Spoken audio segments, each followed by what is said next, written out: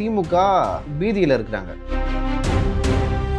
அதிமுகவுக்கு யாருமே வேலை செய்யக்கூடாது அப்படின்னு சொல்லிட்டு ஒரு பயத்தில் திமுக இருக்கிறதா நான் நினைக்கிறேன். என்டிஆர் கட்சியை எப்படி சந்திரபாபு கைப்பற்றினாரோ அந்த மாதிரி சபரீசன் திமுகவை கைப்பற்ற பார்க்குறான்னு சில பேர் சொல்றாங்க. திமுக அமைச்சர்கள் மீது ரைடு விடப்படும், இல்லைனா யாரா கைது செய்யப்படுவாங்க. திமுகவில் நிறைய அமைச்சர்கள் ஊழல்வாதிகளாக இருக்காங்க. நிறைய முன்னாள் அமைச்சர்கள் மீது வழக்குகள் இருக்குது. ஸ்டாலின் அவர்களுக்கு அந்த அளவுக்கு நன்றி விசுவாசம் இல்லை அப்படின்னு சொல்லிட்டு நான் நினைக்கிறேன். திரைமறைவில் அதெல்லாம் நம்மளுக்கு தெரியாது, அதை வெளியே சொல்ல முடியாது. இன்னைக்கு நம்ம கூட இருக்கக்கூடிய சிறப்பு விருந்தினர் யாரு அப்படின்னா ஜேர்னலிஸ்ட் லியோ அவர்கள் தான் இணைஞ்சிருக்காங்க. அவங்க கூட தான் பேச போறோம். வணக்கம் சார். வணக்கம். எப்படி சார் இருக்கீங்க? ரொம்ப சிறப்பா இருக்கேன் சார். இப்போ சமீபத்தில் பார்த்தீங்க அப்படின்னா அதிமுக சார்பில் திமுக செய்யக்கூடிய தவறுகளை சுட்டி காட்டி அதை வெளிக்கொண்டு வந்த அதிமுக சார்பில் இருக்கக்கூடிய சில டீம்ல இருக்கக்கூடியவங்களை கைது பண்ணியிருக்காங்க. இது எப்படி பாக்குறீங்க சார்? அதை பார்க்கறதுக்கு முன்னாடி நம்ம இன்னொரு விஷயத்த பார்க்கணும். திமுக அதிமுக ரெண்டு கட்சி எடுத்துக்கிட்டிங்கன்னா எப்போதெல்லாம் அதிமுக ஒரு ஸ்ட்ராட்டஜி டீமோட கையெழுத்து போட போதும். ஃபார் எக்ஸாம்பிள் ஷோ டைம்னு ஒரு நிறுவனம், அந்த நிறுவனத்துக்கு அதிமுக செயல்பட போகிறாங்க. இது எப்படியோ திமுகவுக்கு தெரிஞ்சு அவங்க போய் எங்களுக்கு வேலை செய்யுங்கன்னு திமுக மரங்க சேன் போட்டாங்க. ஐபேக்கும் அப்படி. ஸோ இப்படியே பார்த்தீங்கன்னா திமுக தரப்புக்கு மட்டும் தமிழ்நாட்டில் ஐபேக்கு, ஷோ டைமு, அதுக்கப்புறம் பென்னு, சுனில் கணக்கோல் இருக்கார்ல, அவர் தலைமையில் ஒரு டீமு, அப்புறம் இன்னும் பெயர் தெரியாத, நம்மளுக்கு தெரிஞ்சது இது பெயர் தெரியாத இன்னும் ஒரு 4-5 டீம் ஒர்க் பண்ணுறாங்க. ஸோ அந்த அளவுக்கு திமுக பீதியில் இருக்கிறாங்க. உண்மையாகவே ஒரு நல்ல அரசாங்கம் நீங்கள் ஒரு நல்ல அரசு கொடுக்குறீங்க, ஒரு நல்ல கவர்னன்ஸ் நீங்கள் கொடுக்குறீங்கன்னா இயல்பாகவே மக்களுக்கு உங்கள் மேலே நல்ல அபிப்பிராயம். இப்போ பீகாரில் தொடர்ந்து நிதிஷ்குமார் அவர்கள் அத்தனை முறை வெற்றி பெறுவதற்கான காரணம் என்ன? மக்களுக்கு அவர் மேலே நம்பிக்கை இருக்குது. ஓகேங்களா? அதனால தான் பெருசாக அவர் எந்த ஸ்ட்ராட்டஜி டீமும் வைக்கல. பிஜேபி மற்றும் ஜேடி இந்த ரெண்டு கட்சியுமே வச்சு அங்கே மிகப்பெரிய வெற்றியை பெற்றார். ஆனால் திமுகவில் பார்த்தீங்கன்னா அத்தனை ஸ்ட்ராட்டஜி டீம். சரி, ஸ்ட்ராட்டஜி டீம் எங்களுக்கும் வேணும் அப்படின்னு சொல்லிட்டு அதிமுக தரப்பில் ஒரு நிறுவனத்தை ஹையர் பண்ணாங்க. ஆந்திராவை சேர்ந்த நிறுவனம். அது பண்ணும்போது இப்போ அந்த ஒர்க்லாம் போயிட்டு இருக்கும்போது ஹரி மற்றும் சாய், ஸோ இவங்க ரெண்டு பேரும் அந்த அலுவலகத்தையே யூனிஃபார்ம் போட்ட போலீஸ் அரெஸ்ட் பண்ணிருக்காங்க. அரெஸ்ட் பண்ணும்போது ஏன் எங்களை அரெஸ்ட் பண்ணுறீங்க, என்ன காரணம் அப்படின்னு கேட்டதுக்கு அவங்க பதிலே சொல்லலை. வீம்புக்காக பிடிச்சி அரெஸ்ட் பண்ணி இட்டுட்டு போயிருக்காங்க. ஸோ இது எதை காட்டுதுன்னா, இப்போது உங்கள் வேலை செய்கிறாங்கல்ல பிரம்மண்யா டீமில் யாரும் வேலை செய்யக்கூடாது, அதிமுகவுக்கு யாருமே வேலை செய்யக்கூடாது அப்படின்னு சொல்லிட்டு ஒரு பயத்தில் திமுக இருக்கிறதா நான் நினைக்கிறேன். ஏன்னா இப்போ சமீப நாட்களாக தெரியும் தமிழ்நாட்டில் சட்ட ஒழுங்கு எந்த லட்சத்தில் இருக்குது. இப்போ உங்களுக்கு தெரியும் ஒரு கட்டத்தில் அதிமுகவோட ஐடிஎம் சரியாக செயல்படல, ஸ்ட்ராட்டஜி டீம் இல்லை அப்படின்னு பேசப்பட்டது. ஆனால் சமீப நாட்களாக பாருங்களேன், திமுக தரப்பில் ஊழல் ஒன்றா வெளில வருது. நேரு வீட்டில் அந்த டாக்குமெண்ட் கிடச்சிது, அதில் தேர்வு எழுதி முறைகேடு செஞ்சு நேரு அவர்களும் பணம் கொடுத்து நிறைய பேர் சேர்ந்துக்கிறதா ஒரு விமர்சனம் வந்தது. அதே போல் சேகர் பாபு அவர்கள் மேலே ஒரு விமர்சனம் வந்தது. ராம்சார் நிலங்களில் அனுமதியின்றி வீடு கட்டுறாங்க, அது பள்ளிக்கரணை அந்த ஈரநிலத்துக்கு சொந்தமானது, அதில் அனுமதியின்றி கட்டடம் கட்டுறாங்க, இல்லை முறைகேடாக கட்டடம் கட்டுறாங்கன்னு சொல்லிட்டு இதெல்லாம் பொதுவெளியில் விவாதமாகப்பட்டது. நிறைய பேர் பேசினாங்க. இது சம்பந்தமான வழக்கும் சென்னை உயர்நீதிமன்றத்தில் இருக்குது. ஸோ இதெல்லாம் பின்னாடி யார் இருப்பாங்கன்னா ஸ்ட்ராட்டஜி டீம் இருப்பாங்க. ஸோ அவங்க தான் ஒர்க் பண்ணுவாங்க. அவங்க தான் மீடியாவுக்கு இந்த மாதிரி விஷயங்கள்லாம் நடக்குது அப்படின்னு சொல்லிட்டு சொல்லுவாங்க. இதை 4 பேர் இப்போ மீடியாவில் பேசுவாங்கன்னு வச்சிங்களேன். சரி, இந்த மாதிரியான ஒர்க்லாம் அவங்க பண்ணிட்டு இருந்தாங்க. ஸோ இதுவுமே மக்களுக்கு தெரியக்கூடாது, இது மக்களிடம் சென்றடக்கூடாது. அப்போ அதுக்கு பின்னாடி யார் வேலை செய்கிறா அப்படின்னு பார்த்தீங்கன்னா, ஸோ இந்த நிறுவனம் வேலை செய்யுது. அப்போ நிறுவனத்தில் யார் வேலை செய்கிறாங்க அப்படின்னு சொல்லி பார்த்துட்டு அவங்க 2 பேரையும் தூக்கிக்கிறாங்க. ஸோ என்ன வழக்கில் தூக்கியிருக்காங்கன்னா, ஸோ இவங்க 2 பேருக்கு தெரிஞ்ச யாரோ ஒருத்தவங்க ஏதோ ஒரு தவறு பண்ணியிருக்காங்க. அந்த தவறு பண்ணும்போது உன்னோட ஃப்ரெண்டு தான் அவன் அப்படின்னு சொல்லிட்டு 2 பேரையும் தூக்கியிருக்காங்க. இது எந்த விதத்தில் நியாயம்? ஸோ இதெல்லாம் தாண்டி நான் இதை எப்படி பார்க்குறேன்னா, திமுகவுக்கு அந்த தோல்வி பயம் வந்துருச்சு. ஏன்னா பீகாரில் என்டிஏ கூட்டணி மிகப்பெரிய அளவில் வெற்றி பெற்றது. சமீபத்தில் எடப்பாடி பழனிசாமி அவர்கள் பிரதமர் மோடி அவர்களிடம் சந்தித்து பல்வேறு விஷயங்களை சொல்லிருக்காரு. இந்த மாதிரி திமுகவில் நிறைய அமைச்சர்கள் ஊழல்வாதிகளாக இருக்காங்க, நிறைய முன்னாள் அமைச்சர்கள் மீது வழக்குகள் இருக்குது, அது மேலே சீக்கிரமாக நடவடிக்கை எடுங்க அப்படின்னு சொல்லியிருக்காங்க. அதோட எப்படி சொல்கிறது, ஒரு எதிரொலியாக தான் நான் இதை பார்க்குறேன். சார், இப்போ பீகார்ல இந்தியா கூட்டணி அப்படின்றது படுதோல்வி அடைஞ்சது, எதிர்பார்க்க முடியாத அளவுக்கு ஒரு தோல்வி அடைஞ்சது. அந்த அரசியலுடைய தாக்கம் தமிழ்நாடு தேர்தலையும் காட்டுமா, நடக்குமா? எனக்கு தெரிஞ்சு அது நிறைய பேர் என்ன நினச்சிட்டு இருக்காங்க, பாஜக தமிழ்நாட்டை ஈஸியாக ஹேண்டில் பண்ணிட்டு இருக்கு, திமுக அரசு எதுவுமே பண்ணலை அப்படின்னு ஒரு குற்றச்சாட்டு இருக்குது.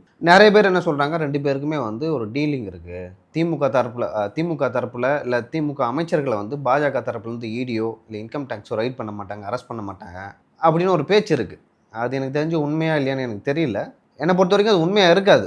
அப்படி தான் நான் அதை பார்க்குறேன். நிறைய பேர் என்ன நினச்சிட்டு இருக்காங்க, நம்ம இது வரைக்கும் எதுவுமே வந்து டச்சே பண்ணல பாஜக சைட்லேருந்து அப்படின்னு. உண்மை என்னென்னா, அவங்களுக்கு தமிழ்நாட்டோட பீகார் முக்கியம். ஏன் பீகார் முக்கியம்னா, அது 3வது 4வது இடத்துல தமிழ்நாட்டிலே மிகப்பெரிய நாடாளுமன்ற தொகுதிகள் கொண்ட மாநிலமாக இருக்குது. உத்தரப்பிரதேசம், மகாராஷ்டிரா, ராஜஸ்தான், இதுன்னு நினைக்கிறேன், பீகார்னு நினைக்கிறேன். ஸோ அந்த அளவுக்கு வந்து நம்மளுக்கு வந்து 2029 ஹெல்ப் பண்ணோம் அப்படின்னு சொல்லிட்டு இப்போவே அந்த மாநிலத்தை கைப்பற்றிருக்காங்க. ஸோ அடுத்தது அவங்களோட கவனம் வந்து தமிழ்நாட்டு மேலே தான் இருக்கும். அதனால தான் வந்து நேற்றைக்கு முன்தினம் பிரதமர் நரேந்திர மோடி ஏன் வராருன்னா, இங்கே இருக்கிற பொலிட்டிக்கல் அரசியல் சூழல் எப்படி இருக்குது, என்ன மாதிரியான ஸ்ட்ராட்டஜி வச்சு கொண்டுட்டு போகலாம், ஸோ எப்படி வந்து நம்ம டிஎம்கேவை அட்டாக் பண்ணலாம் அப்படின்னு சொல்லிட்டு இங்கே இருக்கிற மூத்த ஆர்எஸ்எஸ் தலைவர்கள் அதே போல் பாஜகவில் இருக்க தலைவர்கள்கிட்ட வந்து ஆலோசிச்சுட்டு போனதாக சொல்கிறாங்க. அடுத்தடுத்த கட்டங்களில் அவங்களுக்கு தெரியும்.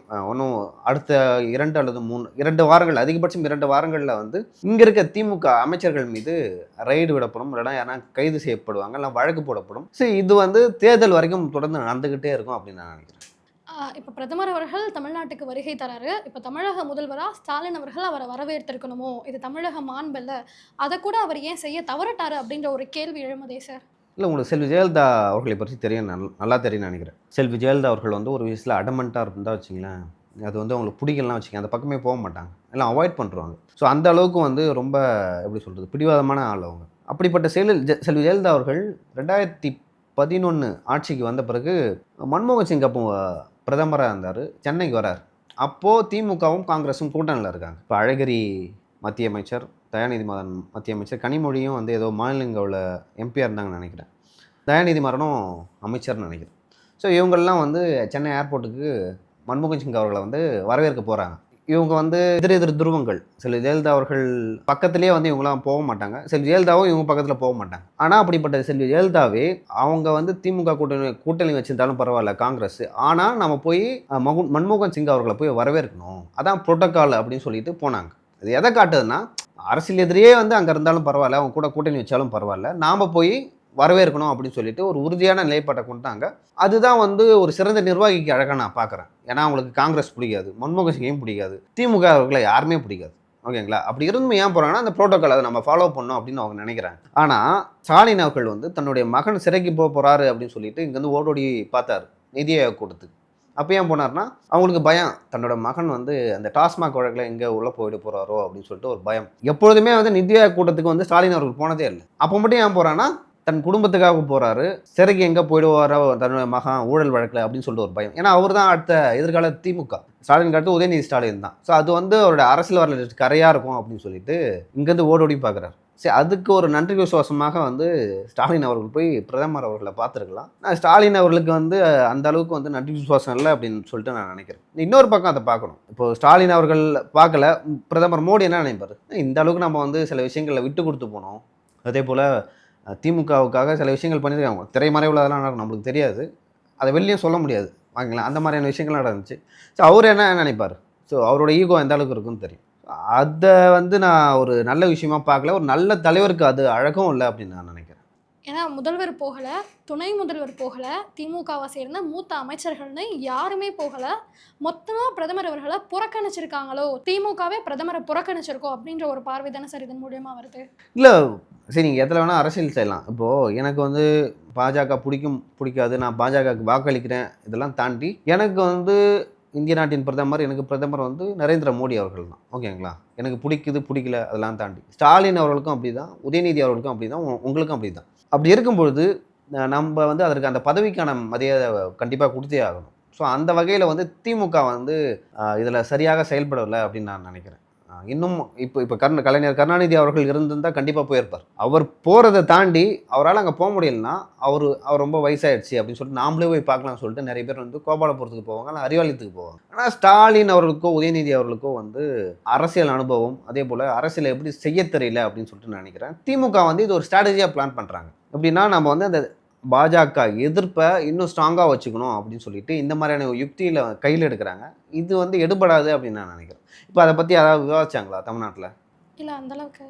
ஏன்னா அவங்களுக்கு பொறுத்த வரைக்கும் அது விஷயமே இல்லை. சரி, இது புதுசும் இல்லை. நீங்கள் எப்பயுமே புறக்கணிக்கிறீங்க, இப்பயும் புறக்கணிக்கிறீங்க அப்படின்னு ஜஸ்ட் லைக் தட்னு போக வேண்டியது தான்.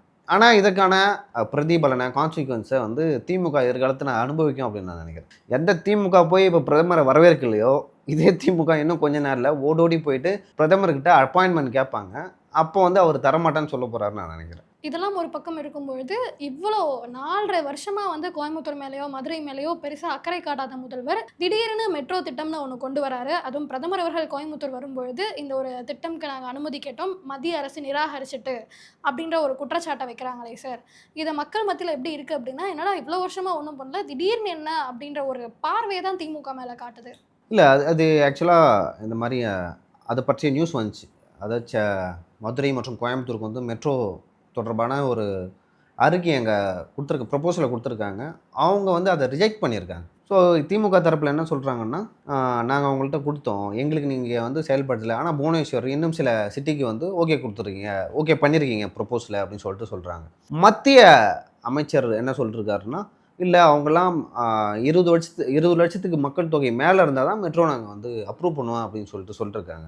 அப்போ நீங்கள் கொடுத்த அந்த சிட்டிக்கெலாம் வந்து 20 லட்சத்துக்கு மேலே மக்கள் தொகை இருக்காங்களா அப்படின்னு சொல்லிட்டு ஒரு கேள்வி எழுப்பிக்கிறாங்க. ஆனால் இவங்க தரப்பில் என்ன சொல்கிறாங்கன்னா, பாஜக தரப்பில் நாங்கள் வந்து சில குறைகள் இருக்குது, இந்த மாதிரி நீங்கள் கோயம்புத்தூர் மெட்ரோ அதே போல் மதுரை மெட்ரோ இருக்குன்னா அது சில குறைகள் இருக்குது, அதை கரெக்ட் பண்ணி எடுத்துகிட்டு வாங்க அப்படின்னு தான் சொன்னோம். ஆனால் இவங்க வந்து மாற்றி பேசுகிறாங்க. ஸோ இதே தமிழ்நாட்டுக்கு தான் சென்னை மெட்ரோவுக்கு நாங்கள் வந்து கிட்டத்தட்ட ஒரு 63,000 கோடி கிட்ட ஒதுக்குனதாக வந்து சொல்லியிருந்தார் மத்திய அமைச்சர். அந்த அளவுக்கு நாங்கள் பண்ணியிருக்கோம். அப்படி நாங்கள் இதை வந்து இக்னோர் பண்ணுறோம், புறக்கணிக்கிறோன்னா அதையும் புறக்கணிச்சிருப்போம் அப்படின்னு சொல்கிறாரு. 2 பேரில் யார் சொல்வது உண்மை, யார் சொல்வது பொய்ன்னு சொல்லிட்டு தெரியல. ஒருவேளை வந்து இந்த ப்ரொபோசல் அவங்க திரும்ப சென்ட் பண்ணால் அதில் அப்ரூவ் பண்ணுவாங்க அப்படின்னு சொல்லிட்டு நினைக்கிறேன். ஸோ பொறுத்துன்னு தான் பார்க்கணும் அந்த விஷயத்தில். ஏன்னா இவங்களுக்கு திமுகவை பொறுத்த வரைக்கும் என்னென்னா, தமிழ்நாட்டுக்கோ தமிழுக்கோ இல்லை வந்து இந்தியாவிலேயோ வந்து ஏதாவது ஒரு விஷயம் பாஜக எதிராக பண்ணிடுச்சுன்னா அதை வச்சு எப்படி அரசியல் பண்ணலாம், அதை வச்சு எப்படி ஓட்டு வாங்கலாம்.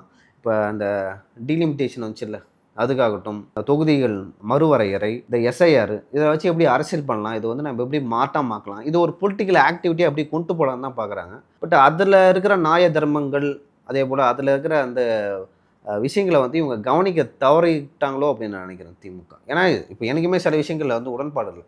பட் நான் அதை வச்சு வந்து அரசியல் பண்ண முடியாது. எஸ்ஆரில் வந்து சில விஷயங்கள் ஓகே நல்லா இருக்குது, ஏன்னா இறந்து போனவங்க பேர்லாம் எடுக்கணும், அதெல்லாம் வந்து நல்லது தானே. அதே போல் வந்து சில பேர் வந்து காணாமல் போயிடுவாங்க, இல்லை வேறு சிட்டிக்கு போயிடுவாங்க, அப்ராடுக்கு போவாங்க.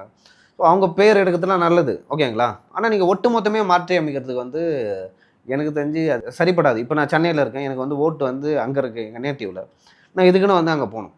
பட் நான் அந்த ஊரை சேர்ந்தவன் தான், நான் அங்கே தான் இருக்கேன், எனக்கு ஓட்டு ஏறி இருக்குது, நான் கரண்ட் பில் அங்கே கட்டுறேன், அதே போல் இன்னும் பல வரிகள் அங்கே கட்டுறேன். அப்படி இருக்கும்பொழுது என்ன ஈஸியாக வந்து அந்த ஓட்டு சேர்ந்து எடுத்துட முடியுதுல்ல. நான் திரும்பி எழுதி கொடுக்கணும், ஊருக்கு போகணும். ஸோ இதெல்லாம் தேவையில்லாத ஒன்று அப்படின்னு நான் நினைக்கிறேன். ஒருவேளை நான் வந்து இல்லைங்க அங்கே அந்த ஊரில் அவர் இல்லை, இப்போலாம் வரதே இல்லை வெளிநாட்டுக்கு போயிட்டாரு அப்படின்னா நீங்கள் ஈஸியாக எடுத்துடலாம். ஸோ அதுக்கு வந்து யாரும் எதுவும் சொல்ல போகிறதில்ல. சரி, இதில் சில டிஃபிகல்ட்டிஸ் இருக்குது, அதை வந்து கொஞ்சம் எப்படி சொல்கிறது, மாற்றி அமைச்சா அது நல்லாயிருக்கும். இப்போ நீங்களே இருக்கீங்க, உங்களுக்குமே அந்த இஷ்யூ இருக்கும். இப்போ வெளியூர்லேருந்து இங்கே வரீங்கன்னா உங்களுக்கு அந்த இஷ்யூ இருக்கும். இப்போ எல்லாருக்குமே அந்த இஷ்யூ இருக்குது. ஸோ அந்த மாதிரியான விஷயங்களில் வந்து சரி பண்ணால் நல்லாயிருக்கும். பட் அதுக்காக வந்து மொத்தமாக எதிர்க்கிறது வந்து ஏற்றுக்கொள்ளது இல்லை அப்படின்னு நான் நினைக்கிறேன். இப்போ எப்படி என்டிஏ கூட்டணி நாளுக்கு நாள் ஸ்ட்ராங் ஆகிட்டே போதோ, அதே மாதிரி இந்தியா கூட்டணின்றது நாளுக்கு நாள் வீக் ஆகிட்டே போகுது அப்படின்ற ஒரு கருத்தை வந்து எல்லாருமே வச்சுட்டு இருக்காங்க. ஸோ காங்கிரஸ் வந்து அவங்க எத்தனை சீட்டு கொடுத்தாலும் வாங்கிட்டு அமைதியாக இருந்துடுவாங்க அப்படின்ற ஒரு கருத்து ஒன்று இருக்குது. அதுவும் இல்லாமல் இவங்க 150 சீட்டுக்கு மேலே கேட்குறாங்க காங்கிரஸ் அப்படின்ற ஒரு பேச்சுமே போயிட்டுருக்கு. ஸோ இந்தியா கூட்டணியோட நிலைப்பாடு அப்படின்றது என்னவா இருக்கும்? தேர்தல் சமயத்தில் இந்த கூட்டணி உடையிறதுக்கான வாய்ப்புகள் இருக்கா? இல்லை, நீங்கள் பீகார் தேர்தலில் வந்து மிகப்பெரிய வெற்றியை என்டிஏ கூட்டணி பெற்றிருக்கிறது. இதை வந்து காங்கிரஸ் வந்து சற்றும் எதிர்பார்க்கல. ஏன்னா பல்வேறு யுக்திகளை அவங்க கையாண்டாங்க, அவங்களும் சோஷியல் இன்ஜினியரிங் பண்ணாங்க, ஆனால் அதுக்கு அவங்களுக்கு கை கொடுக்கல. ஆனால் என்டிஏ கூட்டணி இருக்கிற பாஜகவும் அதன் பின்னாடி இயங்குகிற ஆர்எஸ்எஸும் மிகப்பெரிய அளவில் சோஷியல் இன்ஜினியரிங் பண்ணாங்க. காங்கிரஸை பொறுத்த வரைக்கும் பீகாரில் வந்து வலுவான கட்சி இல்லை. உத்தரப்பிரதேசில் எப்படி காங்கிரஸ் இருக்கோ பீகார்லும் காங்கிரஸ் அப்படி தான், ரொம்ப பெரிய வலுவான கட்சிலாம் இல்லை பீகாரில். ஆனால் ஆர்ஜேடி வந்து வலுவான கட்சி, ஓகேங்களா. அப்படி இருக்கும்போது ஆர்ஜேடியும் காங்கிரஸும் வந்து இன்னும் பல கட்சிகளை ஒன்றிணைத்து தேர்தலில் சந்திச்சிருக்கணும். ஆனால் இவங்க என்ன பண்ணாங்கன்னா, நிறைய கட்சிகளை வேணாம், எங்களுக்கு நான் காங்கிரஸே போதும், அந்த மாதிரியான ஒரு முடிவுக்கு வந்தாங்க. முடிவுக்கு வரும்போது இதை வந்து என்டிஏ கூட்டணி குறிப்பாக வந்து பாஜக அரசு வந்து ரொம்ப சரியாக பயன்படுத்தியிருக்கு அப்படின்னு நான் நினைக்கிறேன். குறிப்பாக அந்த 10,000 ரூபா போட்டது, ஓகே, அதை வந்து காங்கிரஸ் கூட்டணிக்கு வந்து எப்படி சமாளிக்கிறதுன்னு தெரியல. ஏன்னா அவங்க யார் ஆளும் கட்சியாக இருக்கிறாங்களோ அவங்களுக்கு தான் வந்து இந்த தேர்தல் களம் வந்து ரொம்ப சாதகமாக இருக்கும். ஓகே. ஓகேங்களா, நீங்கள் ஓட்டு போடுறதுலேருந்து, ஓட்டு எண்றதுலேருந்து, அது பணம் கொடுக்கறதுலேருந்து, காவல்துறை, அந்த தேர்தலில் வேலை செய்கிறாங்களே எல்லாமே வந்து பெரும்பாலும் வந்து ஆளுங்கட்சிக்கு தான் சாதகமாக இருப்பாங்க. ஓகேங்களா, எங்கேயுமே இப்போ திமுக மேலே வந்து நிறைய கட்சிகள் குற்றச்சாட்டு வைக்கிறதுல, இதே குற்றச்சாட்டை வந்து எல்லா மாநிலங்களும் பாஜக மேலே வைப்பாங்க, இப்போ ஆர்ஜேடி மேலே வைப்பாங்க. ஸோ அந்த நம்ம சொன்ன மாதிரி வந்து பீகாரில் வந்து ஆர்ஜேடிக்கு வந்து களம் வந்து ரொம்ப ஸ்ட்ராங்காக இருந்தது. அதை தாண்டி வந்து இவங்க முழுவதாக கவனம் எதில் செலுத்தினாங்கன்னா எஸ்ஐஆரில் செலுத்திட்டாங்க. எஸ்ஐஆரில் செலுத்தும் பொழுது ஸோ அங்கே இருக்கிற பீகார் மக்களுக்கு அதை பற்றி கவலையே இல்லை. எனக்கு 10,000 காசு கொடுக்குறாங்க, அது ஒரு விஷயம். அதை தாண்டி வந்து அந்த ஆர்ஜேடின்ற கட்சி இருக்குல்ல, அது வந்து முழுக்க முழுக்க வந்து ஒரு யாதவர்கள் சாதி வரி பிடிச்ச ஒரு கட்சி அப்படின்னு சொல்லிட்டு அங்கே சொல்லுவாங்க. நான் சொல்ல 90களில் வந்து அங்கே ஒரு பெரிய சாதி வெறியாட்டம் நடந்ததா, ஒடுக்குமுறை நடந்ததா சொல்லுவாங்க. பீகாரில் யாதவர்கள் வந்து தலித்துகளை வந்து ரொம்ப குடும்பப்படுத்தியதாகவும் அவர்களுடைய உடைமைகளை வந்து அடித்து நொறுக்குனதாகவும் சொல்லுவாங்க. ஸோ இதெல்லாம் வந்து தலித்துகளுக்கு வந்து ஒரு வெறுப்பு இருந்துச்சு. ஸோ இதை யாரை வச்சு இவங்க வந்து சமப்படுத்தினாங்கன்னா, காங்கிரஸ் அங்கே போனால் தலித் வாக்குகள் வந்து ஆர்ஜேடிக்கு போய்ட்டுன்னு சொல்லிட்டு ஒரு கணக்கு பண்ணாங்க. காங்கிரஸ் மற்றும் ஆர்ஜேடி கூட்டணி இவங்க கணக்கு பண்ணாங்க, இந்தியா கூட்டணி கணக்கு பண்ணாங்க. ஆனால் சிராக் பஸ்வான் தெரியும் உங்களுக்கு, ஓகேங்களா? சிராக் பஸ்வானுக்கு கிட்டத்தட்ட 29 சீட்டு கொடுத்தாங்க. அது ஒர்க் அவுட் ஆகிடுச்சு. தலித் வாக்குகள் எல்லாமே வந்து என்டிஏ கூட்டணிக்கு போகிறதுக்கு சிராக் பவான் வந்து ஒரு முக்கியமான விஷயத்தை காரணமாக இருந்தாங்க. அதே போல் பிஎஸ்பி வந்து தனியாக நின்றுது. அதே போல் ஜன்சுராஜ், பிரசாந்த் கிஷோர் தனியாக நின்னார். ஸோ இதெல்லாம் வந்து ஒரு பெரிய பின்னடைவை வந்து இந்தியா கூட்டணிக்கு கொடுத்தது. எப்படி பின்னடைவுனா, ஓட்டை பிரிக்கிறாங்க. நிதிஷ்குமாருக்கு போகிற ஓட்டை போய் பிரசாந்த் கிஷோர் பிரிக்கிறாரு, மாயாவதி பிரிக்கிறாங்க. இன்னொரு பக்கம் பார்த்தீங்கன்னா நம்ம ஒவைசி போய் பிரிக்கிறாரு. இப்படி பிரித்து இந்த பாஜக எதிர்ப்பு வாக்குகள், அதே போல் நிதிஷ்குமாரோட எதிர்ப்பு வாக்குகள்லாம் வந்து செதறுனா ஈஸியாக வந்து என்டிஏ வந்து வெற்றி பெறாங்க. ஆனால் நீங்கள் ஓவைசியை சேர்த்துருக்கலாம், பிஎஸ்பியை சேர்த்துருக்கலாம், பிரசாந்த் கிஷோரை சேர்த்துருக்கலாம். ஸோ இதெல்லாம் வந்து கணிக்க தவறிட்டாங்க என்டிஏ கூட்டணின்னு நினைக்கிறேன். ஸோ இந்த தேர்தல் வெற்றி வந்து தமிழ்நாட்டில் எதிரொலிக்கும் அப்படின்னு சொல்லிட்டு நிறைய பேர் சொல்கிறாங்க. ஸோ அது எந்த அளவுக்கு உண்மைன்னு பார்த்தீங்கன்னா, அதுக்கான வாய்ப்புகள் வந்து ரொம்ப அதிகமாக இருக்குது. என்னென்னா, திமுகவில் நிலவர உட்கட்சி குழப்பம். இப்போ திமுகவில் வந்து நிறைய பவர் சென்டர் இருக்காங்க. இப்போ 2006லேருந்து 2011 பார்த்தீங்கன்னா திமுகவில் நிறைய பவர் சென்டர் இருந்தாங்க. எனக்கு தெரிஞ்சு அப்போல்லாம் நீங்கள் ஸ்கூல் படிச்சிருப்பீங்கன்னு நினைக்கிறேன். நான் வந்து கல்லூரியில் அப்போ தான் இணையிறேன். அப்போ அந்த அரசியல் புரிதல் எனக்கு கொஞ்சம் கொஞ்சம் வர ஆரம்பிக்குது. ஒரு பக்கம் வந்து அழகிரி சண்டை போடுவார், இன்னொரு பக்கம் வந்து ஸ்டாலின் வந்து ஒரு கேங்கை வச்சுருப்பார், இன்னொரு பக்கம் வந்து இவங்க கனிமொழி அவர்கள் வந்து டெல்லியை பார்த்துப்பாங்க. ஏன்னா அவங்க திஹார் சிறைக்கு போனாங்க. அந்த காலகட்டத்தில் அவங்களுக்கு நிறைய கான்டாக்ட் கிடச்சிது அந்த 2G கேஸில். ஸோ நம்ம அவங்க சிறைக்கு போனோம் தான் பார்க்குறோம். பட் அங்கே அவங்களுக்கு நிறைய கான்டாக்ட் கிடச்சிது. ஓகேங்களா, அவங்க வந்து ஒரு பவர் சென்டராக இருந்தாங்க. கருணாநிதி அவர்களை சுற்றி இருக்கிற சீனியர்கள் ஒரு பக்கம், அதே போல் தயாநிதி மாறன், கலாநிதி மாறன் வந்து ஒரு பக்கம் அப்படின்னு சொல்லிட்டு நிறைய பவர் சென்டர் இருந்தாங்க. ஸோ அந்த பவர் சென்டர்கள் உள்கட்சி குழப்பம், என் ஆதரவாளருக்கு நீ சீட்டு கொடுத்தா உனக்கு எதிராக வேலை செய்ய மாட்டேன் அப்படின்னு சொல்லிட்டு கட்சிக்குள்ளே வந்து நிறைய பேர் லைக் பின்னாடி உள்ளடி வேலை அப்படின்னு சொல்லிட்டு சொல்லுவாங்க. அதை பார்த்து மிகப்பெரிய தோல்வியை 2011 சந்திச்சுது. அதே தான் இந்த தேர்தலையும் நடக்க போகுது.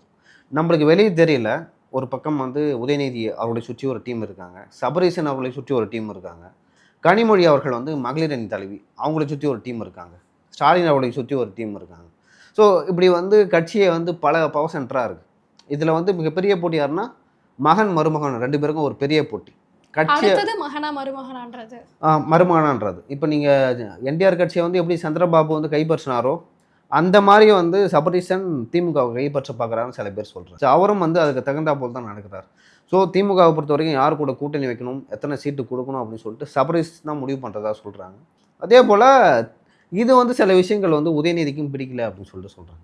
அவர் வந்து பின்னாடி இருந்து எல்லா வேலையும் பண்ணிக்கிட்டோம், ஸோ இங்கே வரக்கூடாது, மெயின் ஸ்ட்ரீம் அரசியலுக்கு வரக்கூடாது அப்படின்னு சொல்லிட்டு உதயநிதி நினைக்கிறாரு.